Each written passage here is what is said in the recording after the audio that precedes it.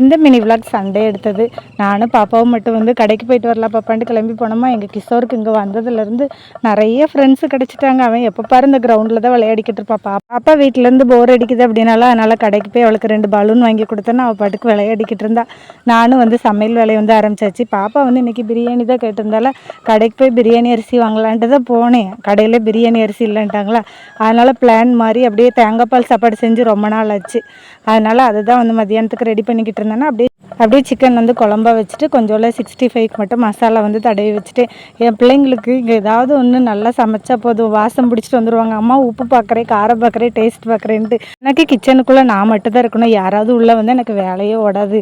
இந்த பிள்ளைகள்கிட்ட சொன்னோன்னீங்களா, அம்மா நீங்கள் அங்கே தான் சின்ன கிச்சன் உள்ளே விட மாட்டேங்கிங்க, இங்கேயும் விட மாட்டேங்கிங்க அப்படின்ட்டு. ஏன்னா அவங்க கூட நம்ம பேச்சில் மூழ்கிடுவோமா. அங்கே பால் பொங்கும், குக்கரை அடுப்பில் வச்சுட்டு ஆன் பண்ணியிருக்க மாட்டோம். அதனால துரத்தி விட்டுருவேன் பிள்ளைங்கள.